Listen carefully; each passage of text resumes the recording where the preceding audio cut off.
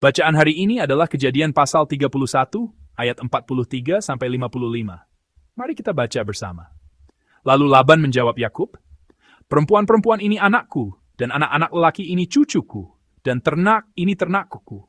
Bahkan segala yang kau lihat di sini adalah milikku. Jadi apakah yang dapat kuperbuat sekarang kepada anak-anakku ini atau kepada anak-anak yang dilahirkan mereka? Maka sekarang, marilah kita mengikat perjanjian. Aku dan engkau, supaya itu menjadi kesaksian antara aku dan engkau." Kemudian Yakub mengambil sebuah batu dan didirikannya menjadi tugu.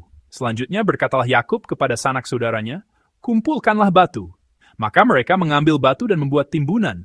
Lalu makanlah mereka di sana di dekat timbunan itu. Laban menamai timbunan batu itu Yegar Sahaduta, tetapi Yakub menamainya Galet. Lalu kata Laban, "Timbunan batu inilah pada hari ini menjadi kesaksian antara aku dan engkau." Itulah sebabnya timbunan itu dinamainya Galet dan juga Mispa. Sebab katanya, "Tuhan kiranya berjaga-jaga antara aku dan engkau apabila kita berjauhan. Jika engkau mengaibkan anak-anakku dan jika engkau mengambil istri lain di samping anak-anakku itu, ingatlah, walaupun tidak ada orang dekat kita, Allah juga yang menjadi saksi antara aku dan engkau." Selanjutnya kata Laban kepada Yakub, "Inilah timbunan batu dan inilah tugu yang kudirikan antara aku dan engkau. Timbunan batu dan tugu inilah menjadi kesaksian, bahwa aku tidak akan melewati timbunan batu ini mendapatkan engkau, dan bahwa engkau pun tidak akan melewati timbunan batu dan tugu ini mendapatkan aku, dengan berniat jahat. Allah Abraham dan Allah Nahor, Allah ayah mereka, kiranya menjadi hakim antara kita." Lalu Yakub bersumpah demi yang disegani oleh Ishak ayahnya. Dan Yakub mempersembahkan korban sembelihan di gunung itu. Ia mengundang makan sanak saudaranya, lalu mereka makan serta bermalam di gunung itu. Keesokan harinya pagi-pagi, Laban mencium cucu-cucunya dan anak-anaknya, serta memberkati mereka. Kemudian pulanglah Laban kembali ke tempat tinggalnya. Amin. Ketika hubungan antar manusia rusak, kita cenderung bereaksi secara emosional. Ketidakadilan, kemarahan, dan keinginan untuk membalas dendam menyelimuti kita. Namun Yakub dalam bagian Alkitab hari ini mengakhiri hubungan yang dipenuhi tipu daya dan eksploitasi selama 20 tahun dengan ibadah dan rekonsiliasi. Bagaimana ia bisa melakukan itu? Laban berkata, "Perempuan-perempuan ini anakku dan anak-anak lelaki ini, cucuku dan ternak ini ternakku, bahkan segala yang kau lihat di sini adalah milikku." Tampaknya masuk akal. Tetapi perkataan ini menunjukkan puncak dari sikap posesif. Ia masih mengklaim putri-putrinya yang telah menikah dan kawanan domba yang diperoleh Yakub melalui kerja keras sebagai miliknya.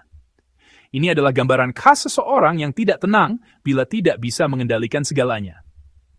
Namun, Laban juga tahu bahwa Tuhan menyertai Yakub.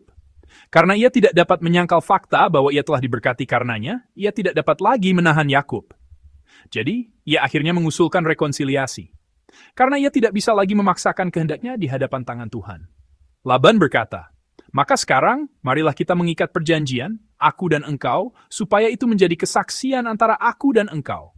Mereka mendirikan tumpukan batu dan tugu, dan bersumpah untuk tidak saling menyakiti. Sekilas tampak damai, tetapi intinya adalah batas. Jangan melewati batas ini. Hubungan yang dekat tetapi telah renggang, janji untuk tidak bermusuhan meskipun tidak bisa bersama. Ini menyedihkan, tetapi merupakan keputusan untuk saling menghormati dan menempuh jalan masing-masing. Namun di pusat perjanjian ini bukanlah manusia melainkan Tuhan. Meskipun tampaknya janji yang dibuat antar manusia, sebenarnya Tuhanlah yang dijadikan saksi. Karena ada Tuhan, perjanjian ini bisa menjadi awal perdamaian. Dan Yakub mempersembahkan kurban di tempat itu. Tanpa berargumen dengan kata-kata, tanpa membalas dendam, ia mempersembahkan ketidakadilannya kepada Tuhan. Kurban itu adalah pengakuan imannya. Saya akan mengakhiri ini dengan cara Tuhan. Yakub yang membuat perjanjian dengan manusia dan mempersembahkan kurban kepada Tuhan. Ia mengakui bahwa kedaulatan hubungan ada pada Tuhan.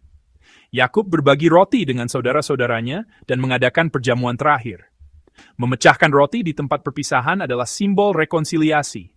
Yakub yang memilih roti daripada kata-kata dan berbagi daripada kemarahan menunjukkan kedewasaan rohani dalam menyelesaikan hidupnya dengan cara Tuhan. Dan malam itu, mereka bermalam di gunung bersama. Malam yang tenang berlalu tanpa pertengkaran atau ketegangan. Malam itu adalah malam Tuhan di antara perpisahan dan permulaan. Pagi harinya, Laban bangun pagi-pagi, mencium cucu-cucunya dan anak-anaknya, memberkati mereka dengan tenang, dan pergi. Yakub bukan lagi milik Laban. Ia menjadi seorang peziarah yang menempuh jalan baru sesuai dengan perjanjian Tuhan. Konflik yang telah mengikat selama 20 tahun. Luka dan kesalahpahaman yang telah berlangsung lama itu berubah menjadi rekonsiliasi hanya dalam 1 hari. Itu karena campur tangan Tuhan dan iman Yakub. Apakah ada hubungan seperti itu di hati Anda? Kesalahpahaman yang belum terselesaikan, emosi yang belum berakhir, jarak yang belum pulih. Serahkan semuanya itu kepada Tuhan hari ini. Sebelum berbicara kepada manusia, sembahlah Tuhan. Rekonsiliasi tidak dimulai dengan emosi, dimulai dengan iman.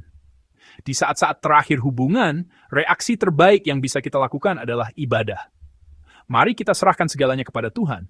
Damals sambiawawus kiaskuns dan imani.